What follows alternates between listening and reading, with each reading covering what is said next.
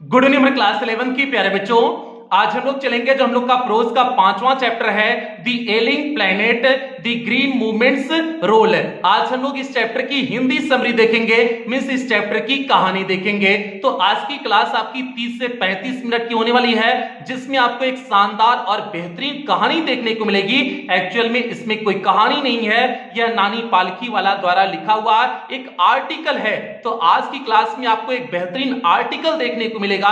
तो इसलिए भैया जब तक आज आपकी क्लास चले तब तक आपको अपने दिमाग को कंसंट्रेट करके हमारी बाती को ध्यान से सुनना है। अगर ध्यान से नहीं सुनोगे तो भैया चैप्टर समझ में आने वाला नहीं है, क्योंकि ये चैप्टर थोड़ा सा अन्य चैप्टर से टफ चैप्टर है। तो इसलिए आपको एकदम ध्यान से सुनना है। और अभी तक आपका प्रोज का 4 चैप्टर पूरी तरह से कंप्लीट हो चुका है। आज आपके 5वें चैप्टर की शुरुआत कर रहे हैं और पोएट्री वाले सेक्शन में भी आपकी 3 पोएम कंप्लीट हो चुकी है और स्नैपशॉट में सप्लीमेंट्री रीडर में भी आपका 3 चैप्टर कंप्लीट हो चुका है। तो यदि इसमें से आपका कुछ भी छूटा हो तो आप चैनल की प्लेलिस्ट में जाइए। चैनल की प्लेलिस्ट में जाएंगे तो वहां पर आपको क्लास 11th की नए सेशन की प्लेलिस्ट मिल जाएगी, जिसमें अब तक जितनी क्लासेस चली हुई है सारी क्लासेस एक शेड्यूल वाइज लगी हुई हैं। तो जहां से भी आपका छूटा हो आप वहां से देख करके पूरा कर सकते हैं। और इस सेशन का हम लोग का इंग्लिश में टारगेट है 100 आउट ऑफ 100 मार्क्स लाना। तो इसलिए आपकी जिम्मेदारी और बढ़ जाती है। जितनी भी क्लासेस आपको दी जा रही हैं आप हर एक क्लास को अटेंड करोगे, किसी भी क्लास को आप मिस नहीं करोगे, क्योंकि जितना बेहतरीन आप क्लास 11th में मेहनत करोगे उतना ही आसानी आपको क्लास 12th में हो जाएगी। तो इसलिए भैया क्लास 11th में आपको किसी भी प्रकार की कोई लापरवाही नहीं करनी है। और एक class free plus paid batch दोनों बच्चों के लिए कंबाइंड क्लास है। जैसा कि पेड क्लास के बच्चों को पता है कि उनकी हिंदी समरी और हिंदी एक्सप्लेनेशन की क्लास कंबाइंड क्लास होती है, बाकी अन्य सभी क्लासेस सेपरेट क्लास होती हैं। और जो बच्चे अभी तक पेड क्लास में एडमिशन नहीं लिए हुए हैं, अगर आप पेड क्लास में एडमिशन लेना चाहते हैं तो जो आपको नंबर दिया गया है 7392937172 करके जो आपको नंबर दिया गया है, आप उस नंबर पे कॉल करके पेड क्लास में एडमिशन ले सकते हैं। बाकी पे अच्छे पूरा प्रोसेस की पेड क्लास में एडमिशन कैसे लें, फीस स्ट्रक्चर क्या है, क्या क्या चीजें उसमें आपको देखने को मिलेंगी, इसके बारे में विस्तार से क्लास के अंत में आपको बता दिया जाएगा। अब जल्दी से प्यारे हम लोग आज की क्लास से कनेक्ट होते हैं। तो क्लास पे चलने से पहले जो भी बच्चे चैनल पे पहली बार आए हैं चैनल को सब्सक्राइब कर लें, वीडियो को लाइक कर दें और क्लास 11 की हर एक बच्चे तक वीडियो को शेयर कर दें। तो प्यारे इस चैप्टर का नाम क्या है? दी एलिंग प्लैनेट दी ग्रीन मूवमेंट्स रोल। अब एलिंग मींस होता है बीमार होता है, प्लैनेट मींस होता है ग्रह होता है, मींस हो गया बीमार ग्रह। आगे क्या दिए हुए हैं? The green movements role. Green means हो जाएगा हरियाली, मूवमेंट्स मींस हो जाएगा आंदोलन, रोल मींस हो जाएगा भूमिका, मींस हरियाली आंदोलन की भूमिका। अब पूरे चैप्टर का नाम क्या हो जाएगा? बीमार ग्रह हरियाली आंदोलन की भूमिका। तो आपके दिमाग में प्रश्न चल रहा होगा कि सर जी बीमार ग्रह से क्या तात्पर्य है? तो भैया यहां पर बीमार ग्रह पृथ्वी को कहा गया है। क्यों कहा गया है? क्योंकि हमने पृथ्वी का इतना अधिक शोषण किए हुए हैं, जो इसके रिसोर्सेस है हमने उसका इतना अधिक दोहन किए हुए हैं कि राइटर को यहां पर पृथ्वी को एलिंग प्लैनेट कहना पड़ा, मींस बीमार ग्रह कहना पड़ा। तो ये चीज हो गया, एलिंग प्लैनेट का मतलब हो गया। अब दूसरी चीज आपके दिमाग में चल रही होगी सर जी ग्रीन मूवमेंट्स क्या होता है, मींस हरियाली आंदोलन क्या होता है? तो भैया हरियाली आंदोलन की शुरुआत 1970 के आसपास से होती है। कैसे होती है? जब लोगों को इस चीज का एहसास होने लगा कि हमें अपने अस्तित्व को बनाए रखने के लिए पहले तो पर्यावरण को सुधारना पड़ेगा, मींस पर्यावरण को भी बनाए रखना पड़ेगा। तो इसलिए जो है पर्यावरण को बनाए रखने के लिए ग्रीन मूवमेंट्स की शुरुआत होती है, मींस 1970 के दशक के आसपास हरियाली आंदोलन की शुरुआत होती है। हरियाली आंदोलन में क्या है? जैसे पेड़ों का लगाना है, प्रकृति को ज्यादा नुकसान नहीं पहुंचाना, यही सब कुछ क्या है? हरियाली आंदोलन है। तो अब उम्मीद करते हैं आप चैप्टर का नाम अच्छी तरह से समझ गए होंगे कि इस चैप्टर का नाम क्या है और इस चैप्टर में किस बारे में चीजें दी गई होंगी। इतना कॉन्सेप्ट आपके दिमाग में बन गया होगा। तो अब शुरू करते हैं भैया इस चैप्टर की हम लोग कहानी शुरू करते हैं। इस चैप्टर को किसने लिखा हुआ है? नानी पालकी वाला ने इसे लिखा हुआ है। और प्यारे ये चैप्टर उन्होंने नानी पालकी वाला ने कोई चैप्टर नहीं लिखा हुआ है, ये उन्होंने एक आर्टिकल लिखा हुआ था, एक लेख लिखा हुआ था। और उस लेख को कहां पर लिखा हुआ था? एक दी इंडियन एक्सप्रेस करके न्यूज़पेपर था, उस न्यूज़पेपर में 24 नवंबर 1994 को उन्होंने इस लेख को लिखा हुआ था। तो इसलिए जो भी इसमें सारी घटनाएं दी गई हैं, सारी घटनाएं 24 नवंबर 1994 के पहले की घटनाएं हैं। तो इसलिए आप इस डेट को दिमाग में बनाए रखना, 24 नवंबर 1994 को। अब हम लोग शुरू करते हैं इस चैप्टर की कहानी की शुरुआत करते हैं। इस चैप्टर में नानी पालकीवाला ने क्या लिखा हुआ है, अब हम लोग उसकी शुरुआत करते हैं। तो प्यारे नानी पालकीवाला शुरुआत में बताते हैं, इस चैप्टर की शुरुआत यहां से करते हैं कि ग्रीन मूवमेंट्स की शुरुआत मींस हरियाली आंदोलन की शुरुआत आज से 25 वर्ष पहले होती है। ये बताते हैं कि हरियाली आंदोलन की जो शुरुआत होती है आज से 25 वर्ष पहले होती है। अब भैया आज से इन्होंने कब लिखा है 1994, मींस 1994 से 25 वर्ष पहले, मींस 1994 में से 25 वर्ष घटा दोगे तो 1969 आ जाएगा। मींस 1969-70 के आसपास जो है हरियाली आंदोलन की शुरुआत होती है, ये बताते हैं। और उसके बाद पहली बार विश्व में 1972 में पहली बार विश्व में एक राष्ट्रव्यापी हरियाली पार्टी की स्थापना कहां पर हुई, न्यूजीलैंड में हुई। और इस राष्ट्रव्यापी हरियाली पार्टी की स्थापना के साथ साथ जो है इस हरियाली आंदोलन ने और जोर पकड़ लिया। मींस इसके बाद कभी पीछे मुड़ करके हरियाली आंदोलन ने नहीं देखा।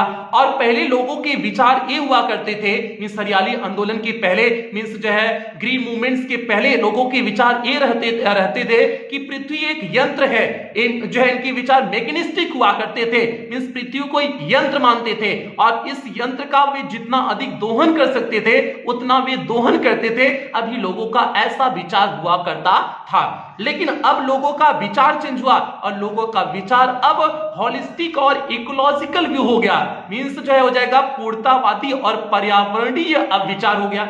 अब जो है वह पृथ्वी को एक लिविंग ऑर्गेनिज्म मानने लगे, मींस एक जीवित जीव मानने लगे जिसकी स्वयं की मेटाबॉलिक नीड्स होती हैं, विटल प्रोसेस मींस जीवन की क्रियाएं होती हैं, जिसका हमें सम्मान करना है और जिसको हमें क्या रखना है, सुरक्षित रखना है। अब लोगों की इस तरह के पृथ्वी के बारे में मींस पर्यावरण के बारे में विचार हो गया था। और यहां पर जो है एक चीज ये बताते हैं कि तुलना करते हैं कि एक घटना इतनी ही क्रांतिकारी थी जितना कि कोपरनिकस ने 16वीं शताब्दी में इस चीज को बताया था कि पृथ्वी व अन्य सभी ग्रह जो है सूर्य के क्या करते हैं, चक्कर लगाती हैं। जितना वह घटना क्रांतिकारी थी उतना यह भी घटना इस समय क्या थी, क्रांतिकारी थी। अब लोगों को अपनी जिम्मेदारी का एहसास हो गया था। इस लोग समझने लगे थे कि हम पृथ्वी पर, यहां हमें कोई उत्तराधिकार में पृथ्वी नहीं मिली हुई है, हम पृथ्वी के केवल संरक्षक हैं, ट्रस्टीज हैं, जिसे हमें अपनी भावी पीढ़ी के लिए मींस फ्यूचर जनरेशन के लिए बचा करके रखना है। अब लोगों को इस चीज का एहसास, लोगों को इस चीज का एहसास हो गया था। उसके बाद एक कॉन्सेप्ट आता है सस्टेनेबल डेवलपमेंट मींस सतत विकास, जिसको इस कॉन्सेप्ट को कौन लेके आता है, विश्व पर्यावरण एवं विकास आयोग means world commission on environment and development. तो इसका हिंदी नाम क्या हो जाएगा, विश्व पर्यावरण एवं विकास आयोग ने इस कॉन्सेप्ट को लेके आया, सस्टेनेबल डेवलपमेंट में सतत विकास। और इस कॉन्सेप्ट को कब लेके आया, 1987 में लेके आया। मींस 1987 में सतत विकास का कॉन्सेप्ट आया। अब आप कहोगे कि सर जी ये सतत विकास क्या होता है? सतत विकास व्यापी ये होता है कि जो हमें प्रकृति में मिला हुआ है उस प्रकृति में मिले हुई चीजों का हम प्रयोग करें, लेकिन हम इस बात का ध्यान में रख करके प्रयोग करें कि जो हमारे आने वाली पीढ़ी है उनको भी दिमाग में बना के प्रयोग करें, मींस उनके लिए भी कुछ बचा रहे। ऐसा नहीं कि हम पूरी पृथ्वी का अकेले शोषण कर लें, अकेले सब कुछ समाप्त करके चला जाए, आने वाली जो पीढ़ी है उसको कुछ मिले ही ना, उनका कोई अस्तित्व ही ना रह जाए, मींस उनका जीवन खतरे में पड़ जाए। ऐसा हमें नहीं करना है। हमें इस तरह से जो है सारी चीजों का प्रयोग करना है जैसे जिससे आने वाली पीढ़ी के लिए चीजें क्या रहे, बची रहे। यही होता है सस्टेनेबल डेवलपमेंट में सतत विकास होता है। तो इस तरह से जो है सतत विकास का कॉन्सेप्ट आया। अब उसके बाद जो है आगे बताते हैं कि जाम्बिया में एक लुसाका चिड़ियाघर है। मिस जाम्बिया में एक लुसाका चिड़ियाघर है और उस चिड़ियाघर में एक पिंजरा है और उस पिंजरे में एक मिरर रखा हुआ है, मींस एक दर्पण रखा हुआ है, एक शीशा रखा हुआ है और उस चिड़ियाघर के अंदर, उस पिंजरे के अंदर लिखा हुआ है कि विश्व का सबसे खतरनाक प्राणी, विश्व का सर्वाधिक खतरनाक प्राणी लिखा हुआ है। और उस जो है पिंजरे के अंदर कोई जानवर नहीं है। उस पिंजरे के अंदर कोई जानवर नहीं है, केवल एक मिरर रखा गया है, एक शीशा रखा हुआ है और उस पे लिखा हुआ है विश्व का सबसे खतरनाक प्राणी। तो इसका मतलब आप समझ रहे हो कि उस पिंजरा में आप जाओगे, अपना थोबड़ा देखोगे, तो थोबड़ा देखोगे, आप जाकर के अपना थोबड़ा देख रहे हो ना, तो समझ जाओ कि आप सबसे खतरनाक प्राणी हो। खतरनाक प्राणी क्यों कहा गया? क्योंकि मानव ही तो है जो पर्यावरण का इतना जो है शोषण कर रहा है, इतना दोहन कर रहा है, तो इसीलिए मनुष्य को जो है सबसे खतरनाक प्राणी कहा गया। और इसके साथ साथ इस बात को कहे हुए हैं कि अब ये दुनिया का जो सबसे खतरनाक प्राणी था, अब इस बात को उसने समझ लिया हुआ है कि बुद्धिमत्ता इसी में है कि हम प्रभुत्व जमाने वाली प्रणाली को छोड़ दें और भागीदारी पर आधारित प्रणाली को अपना लें। अब प्रभुत्व जमाने वाली प्रणाली को छोड़ करके भागीदारी पर आधारित प्रणाली को अपना लें। इसका क्या मतलब है? इसका मतलब ये है कि अभी तक लगभग 14 लाख जीवित प्रजातियां हैं, मींस लिविंग स्पीसीज हैं, जिनकी खोज हो चुकी है। मींस 14 लाख के आसपास लिविंग स्पीसीज हैं जिनकी अभी तक क्या हो चुकी है? खोज हो चुकी है। और 30 लाख से 1 अरब के बीच ऐसी स्पीसीज हैं जिनकी अभी तक खोज नहीं हुई है। तो इनके लिए भी हमें जो है पृथ्वी को बचा करके रखना है। ये सारे स्पीसीज तो अपना पृथ्वी का दोहन नहीं कर रहे हैं, एकदम आराम से जो इनका नेचुरल प्लेस है केवल उतना ही रह रहे हैं, मींस कुछ भी पृथ्वी का नुकसान, मींस पर्यावरण का नुकसान नहीं कर रहे। लेकिन नुकसान कौन कर रहा है? केवल मानव ही तो कर रहे हैं। तो इसलिए अब हमें जो है प्रभुत्व जमाने वाली प्रणाली को छोड़ करके भागीदारी पर आधारित प्रणाली को अपनाना पड़ेगा। भागीदारी मींस हमें इन सभी जानवरों के लिए, ये जो सभी जीवित ऑर्गेनिज्म ही मींस लिविंग स्पीसीज हैं, इनके लिए भी पृथ्वी को बना करके रखना है ताकि इनका भी नुकसान ना हो। एक कहते हैं कि एक ब्रेंट आयोग है, ब्रेंट आयोग जिसके एक सदस्य भारतीय मूल के भी एल.के. झा जिसके सदस्य होते हैं। ब्रेंट आयोग है जिसके सदस्य एक भारतीय मूल के भी सदस्य एल.के. झा होते हैं। उन्होंने पर्यावरण एवं पारिस्थितिकी मींस इन्वायरमेंटल और इकोलॉजी के प्रश्नों पर विचार करते हुए एक प्रश्न उठाए हुए थे, प्रश्न कहे हुए थे कि क्या हम अपने उत्तराधिकारियों को इस तरह से जो है खाली बढ़ता हुआ मरुस्थल जो हो गया, जो घटिया क्षेत्र हो गया, जो एलियन प्लैनेट मींस बीमार ग्रह हो गया है, जो जला भुना हुआ है, क्या हम अपने सक्सेसर्स को, अपने उत्तराधिकारियों को यही देंगे? मींस क्या हम अपने उत्तराधिकारियों को इस तरह से जो मरुस्थल बनता चला जा रहा है, मरुस्थल मींस पूरा पेड़ पौधा कटता चला जा रहा है, इस तरह से हो गया है, जो घटिया क्षेत्र बन गया है, मींस ये जो रोगी वाला पर्यावरण बन गया है, क्या हम अपने सक्सेसर्स को, अपने उत्तराधिकारियों को यही जला भुना हुआ जो है क्या देंगे? यही पृथ्वी छोड़ करके जाएंगे? इस प्रश्न को कौन उठाता है? ब्रेंट आयोग ने उठाया, जिसके सदस्य एक भारतीय मूल के सदस्य एल.के. झा भी होते हैं। उसके बाद एक मिस्टर जो है लेस्टर आर ब्राउन होते हैं, जिन्होंने एक पुस्तक में जो है द ग्लोबल इकोनॉमिक प्रॉस्पेक्ट नामक एक पुस्तक होती है, उसमें बताए होते हैं कि पृथ्वी के 4 जैव प्रणाली हैं, मींस जो है इसके बायोलॉजिकल 4 बायोलॉजिकल सिस्टम हैं, मींस 4 पृथ्वी के 4 बायोलॉजिकल सिस्टम है। मींस कौन कौन से 4 बायोलॉजिकल सिस्टम है? पहले उन्होंने बताया था फिशरीज है, फिशरीज मींस होता है मछली पकड़ना, मींस जो है पृथ्वी पर हम लोग मछली पकड़ते हैं, ये भी जो है पृथ्वी का एक जो है बायोलॉजिकल सिस्टम है, मींस जैव प्रणाली है। दूसरा है वन है, मींस जो वो जो है फॉरेस्ट होते हैं वो हो गया, और तीसरा घास के मैदान है, ग्रासलैंड्स हो गया, और चौथा हो गया फसल की धरती मींस क्रॉपलैंड्स हो गया। ये पृथ्वी के 4 जैव प्रणाली हैं, आप इससे बायो में पढ़े होंगे। पृथ्वी के क्या हो गए? 4 जैव प्रणाली हो गए, मींस बायोलॉजिकल सिस्टम हो गए। अब ये चारों जैव प्रणाली आज खतरे में पड़ गए हैं। कैसे? जैसे जो हमने पहला बताया मछली पकड़ना, आज लोगों इतना ज्यादा मछली निकाल ले रहे हैं, समुद्र से इतना ज्यादा मछली निकाल रहे हैं, अन्य जगहों से इतना ज्यादा मछली निकाल ले रहे हैं, किस लिए? प्रोटीन की प्राप्ति के लिए, क्योंकि मछली में प्रोटीन पाया जाता है। प्रोटीन खाने के चक्कर में इतना ज्यादा मछली लोग निकाल ले रहे हैं कि मछली का संकट होता चला जा रहा है, मींस मछली धीरे धीरे खत्म होती चली जा रही है। और दूसरी चीज वन आता है, वन भी धीरे धीरे क्या हो जा रहे हैं? खत्म हो जा रहे हैं। और वन तो इतना खत्म होते चले जा रहे हैं कि कई देश ऐसे हैं जो ईंधन के लिए लकड़ियों का प्रयोग करते हैं। अब भैया ईंधन के लिए अगर लकड़ी का प्रयोग करेंगे तो हम काटेंगे क्या? वन को ही काटेंगे ना। और उनके यहाँ उन गरीब देशों में जो है इतना अधिक उन्होंने वनों का कटाव कर दिए हुए हैं, इतना अधिक लकड़ी खत्म कर दिए हुए हैं कि उनके यहां जो भोजन के सामान होते हैं उससे अधिक कीमत लकड़ी की कीमत हो गई है। तो इसलिए समझ सकते हो कि कितना अधिक उन्होंने जंगलों का कटाव किया होगा। तो जंगलों का कटाव करते चले जा रहे हैं। अब जंगल का कटाव होंगे तो पर्यावरण नुकसान होगा, पर्यावरण नुकसान होगा तो मानव संकट में हो सकता है। और घास के मैदान जितने थे वो भी सभी नष्ट होते चले जा रहे हैं, फैक्ट्री सभी बनती चली जा रही हैं। और जो फसल की धरती है, फसल की धरती में आप जानते हो आज लोग घर मकान बनवा रहे हैं, इतना ज्यादा घर मकान बनवा रहे हैं तो इससे पर्यावरण प्रदूषित हो रहा है ना। तो वो सारी चीजें यहां पर दी गई हैं। तो ये हो गया, ये जो विश्वव्यापी अर्थव्यवस्था के आधार थे, यही चारों चीजें जो है अर्थव्यवस्था की आधार थी। और जो यही चारों चीजें धीरे धीरे क्या होती चली जा रही हैं, खत्म होती भी चली जा रही हैं। उसके साथ साथ यहां पर ये बताते हैं कि जो गोबर हुआ करता था, गोबर मीन्स जो भैंसिया गैया जो है गोबरवा देती है, जो गोबर हुआ करता था आज लोग गोबर का ईंधन बना ले रहे हैं। ईंधन कैसे बना ले रहे हैं? अच्छा आपको पता है कि गोबरवा का उपली बनाते हैं ना, उपलिया बनाते हैं तो हम उसका प्रयोग ईंधन में करते हैं, तो उपली बना लेते हैं या फिर गोबर गैस बना लेते हैं। गोबर गैस से जो है ईंधन का प्रयोग करते हैं गोबर गैस बना करके। तो अगर हम गोबर को जो है इस प्रकार से प्रयोग कर रहे हैं तो जो खेतों की उर्वरता होती है वो खत्म हो जाएगी। कैसे? क्योंकि एक गोबर जाकर के मिलते हैं किसमें? खेतों में मिलते हैं। खेतों में मिलते हैं तो जो खेतों की ऊपरी परत होती है उससे गोबर की मिलने से उसकी उर्वरता बढ़ती है। उर्वरता जो है अब तो नहीं बढ़ेगी क्योंकि जो है ये सारी चीजें हमने उसका प्रयोग कहीं और कर लिए। तो इससे जो है जो फसल वाला क्षेत्र है वो फसल वाला क्षेत्र धीरे धीरे क्या हो रहा है? बर्बाद होता चला जा रहा है।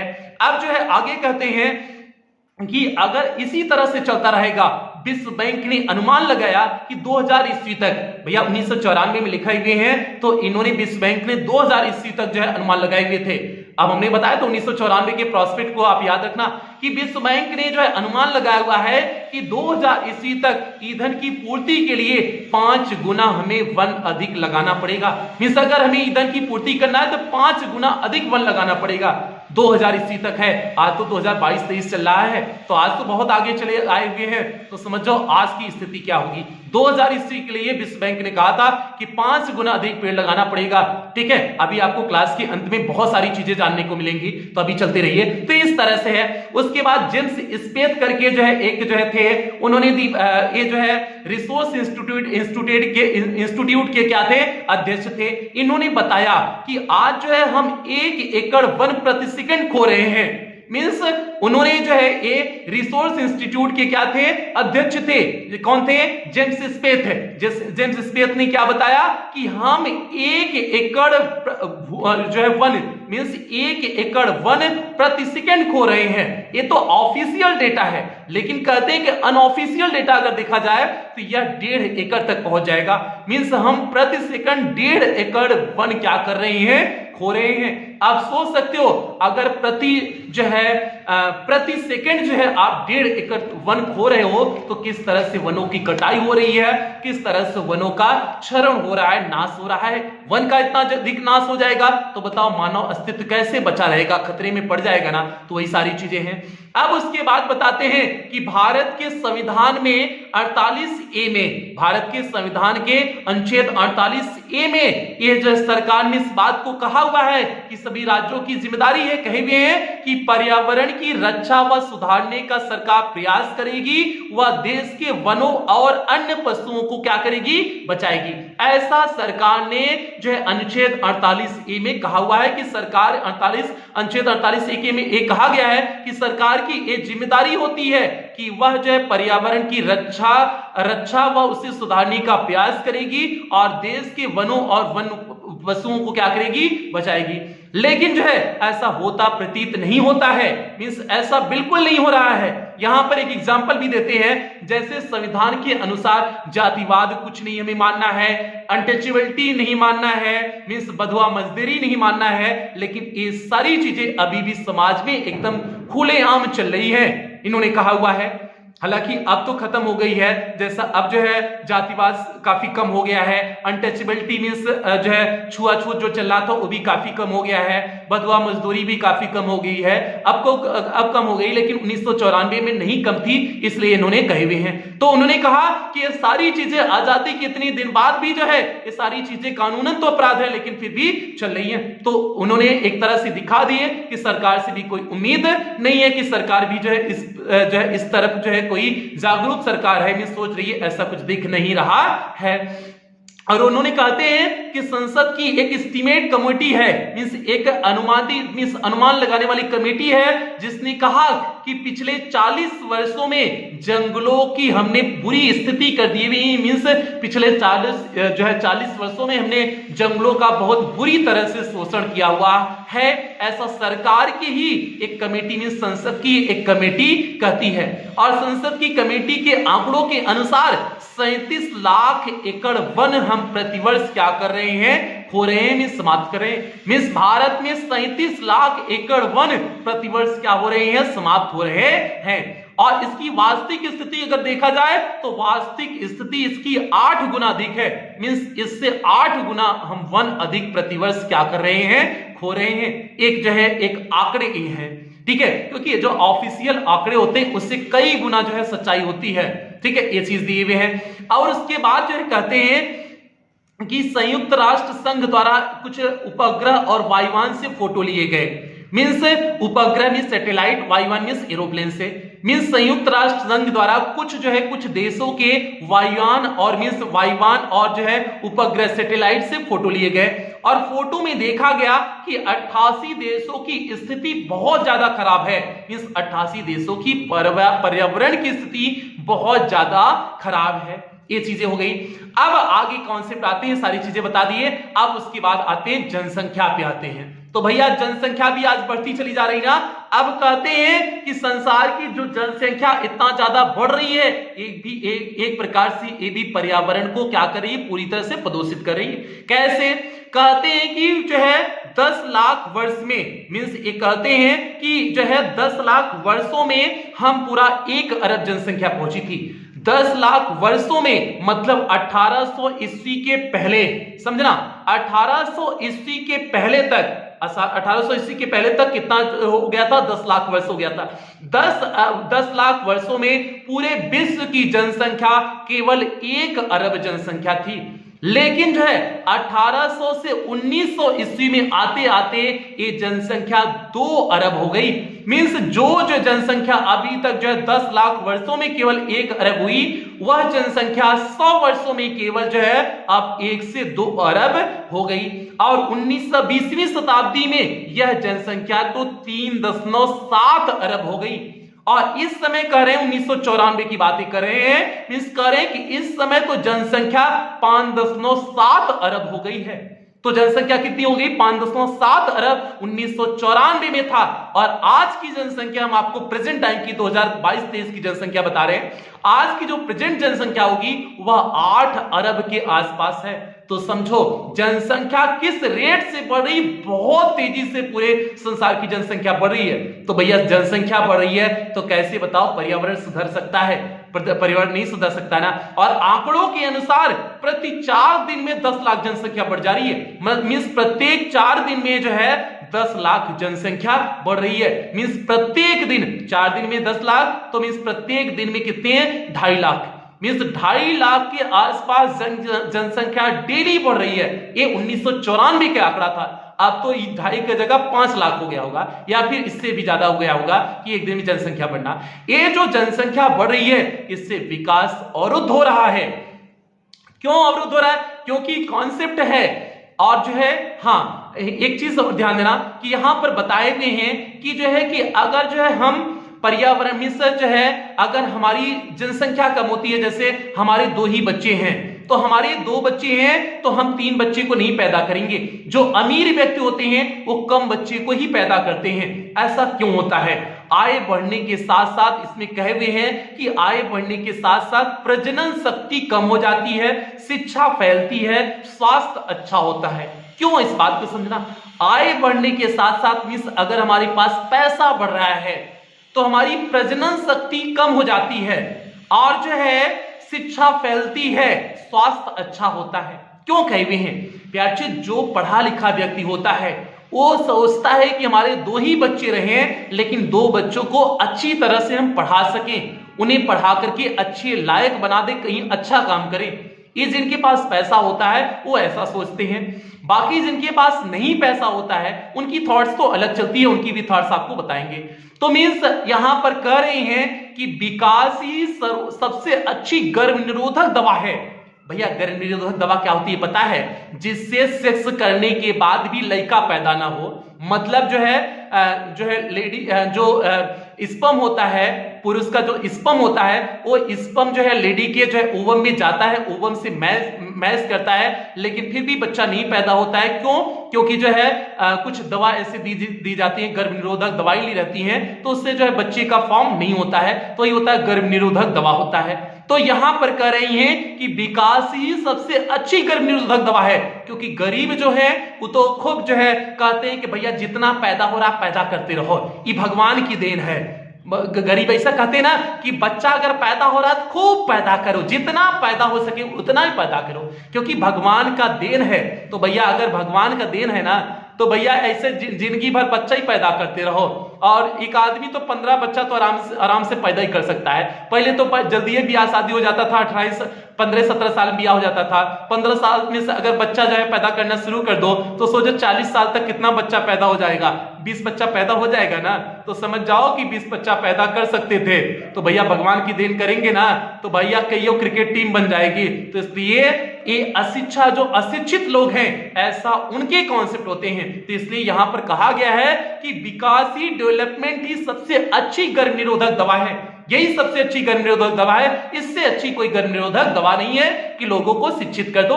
शिक्षित कर दोगे तो लोग जो है ज्यादा बच्चे पैदा नहीं करेंगे, तो जनसंख्या इतना अधिक बढ़ेगी नहीं। इतना जनसंख्या नहीं बढ़ेगी तो पर्यावरण पर इसका प्रभाव इतना अधिक नहीं होगा। तो ये आपको यहां पर बताए हुए हैं। उसके बाद जो है अगले पैराग्राफ में यहाँ थोड़ा सा चीजें दिए हुए हैं कि निर्धन जो है क्योंकि बच्चे ज्यादा पैदा करते हैं तो निर्धन जो है और गरीब होते चले जा रहे हैं, अमीर और अमीर होते चले जा रहे हैं और निर्धन और गरीब होते चले जा रहे हैं।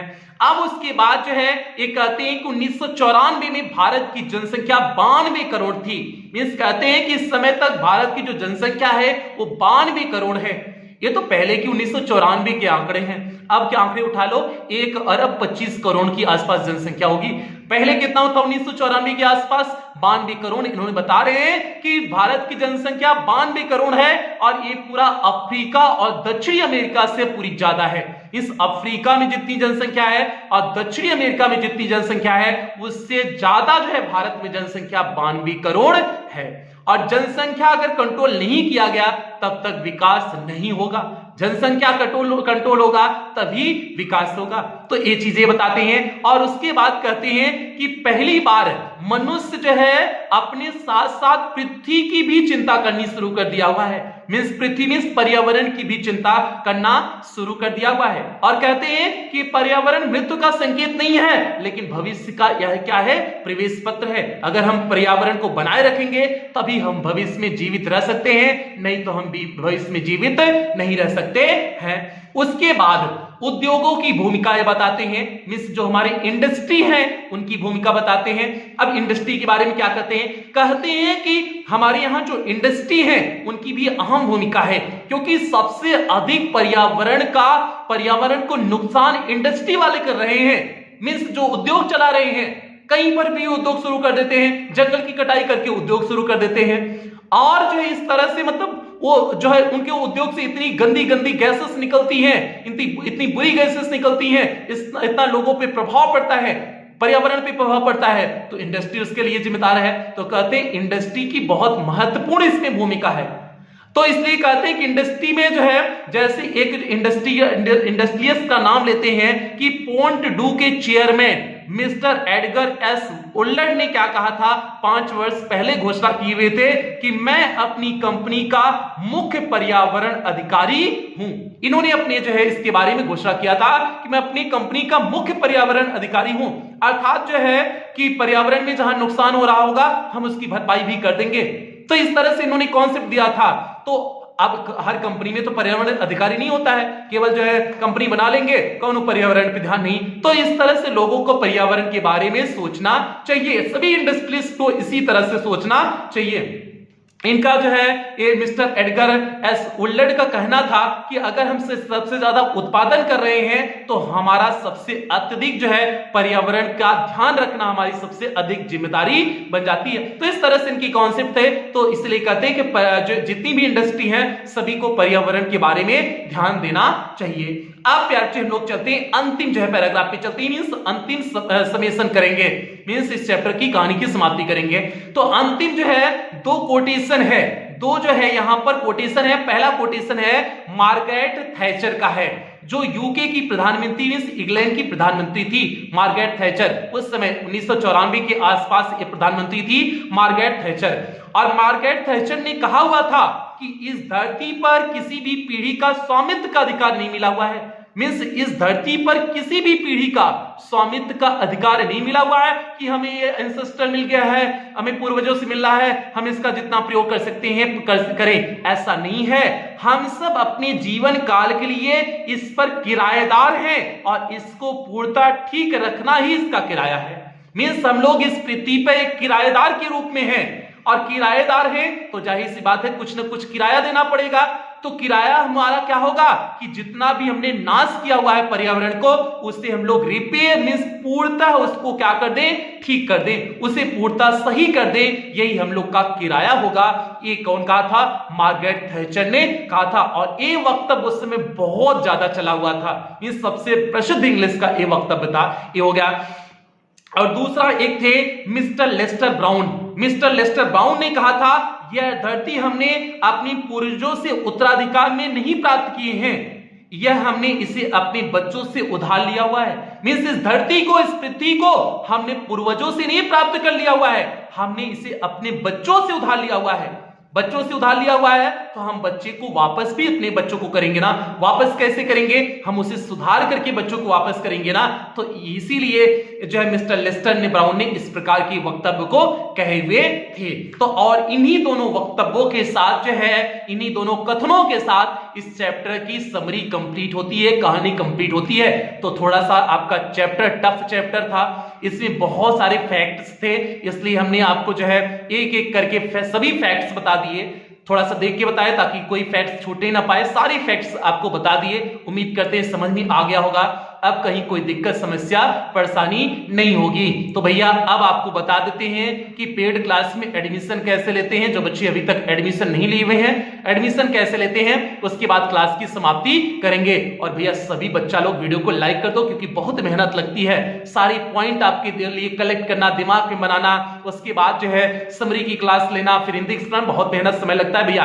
तो इसलिए सभी बच्चा लोग वीडियो को लाइक कर देंगे और सभी बच्चे तक वीडियो को शेयर कर देंगे, ये आपकी जिम्मेदारी है। और अगली क्लास कल या परसों क्लास होगी, जिसमें आपको एक एक वर्ड की मीनिंग बताते हुए पूरा चैप्टर का हिंदी एक्सप्लेनेशन करा देंगे। तो मिलते हैं भैया कल या परसों वाली क्लास में मिलते हैं। तब तक जो है आप लोग देख लीजिए पेड क्लास में एडमिशन कैसे लेते हैं, उसके बाद जो है क्लास की समाप्ति करेंगे।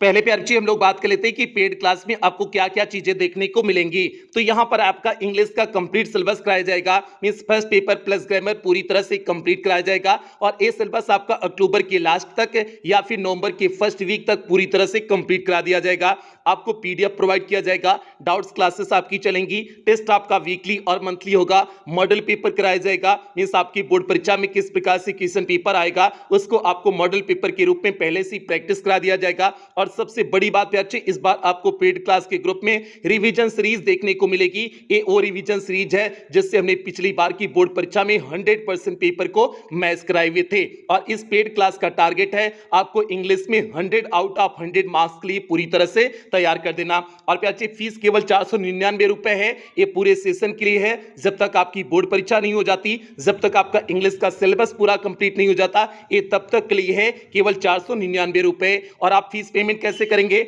आप गूगल पे, फोन पे, पेटीएम, भीम ऐप, इनमें से किसी भी माध्यम का प्रयोग करके आप फीस पेमेंट कर सकते हैं। और अगर आप इनमें से किसी भी माध्यम का प्रयोग करके पेमेंट कर रहे हैं तो जो आपको यहां पर नंबर दिया गया है 7392937172 करके जो आपको नंबर दिया गया है, इसी नंबर नंबर पर आपको पेमेंट करने हैं। अगर आप इनमें से किसी भी माध्यम का प्रयोग करके पेमेंट कर रहे हैं, या फिर आपको यहां पर एक बैंक डिटेल दिया गया है, आप इस बैंक डिटेल का भी प्रयोग करके पेमेंट कर सकते हैं। या फिर आपको यहां पर कुछ क्यूआर कोड दिए गए हैं, आप इन क्यूआर कोड को स्कैन करके भी पेमेंट कर सकते हैं। और पेमेंट करने के बाद आपको पेमेंट का स्क्रीनशॉट लेना है। उस स्क्रीनशॉट को आपको इसी नंबर 7392937172 करके जो आपको नंबर दिया गया है, इसी नंबर पर स्क्रीनशॉट को व्हाट्सएप कर देने हैं। व्हाट्सएप करने के बाद आपको एक फॉर्म भेजा जाएगा, उस फॉर्म को आपको फिलअप करने होंगे। फॉर्म को फिलअप करने के बाद आपको 24 घंटे के अंदर ही पेड क्लास के ग्रुप में आपको ऐड कर दिया जाएगा।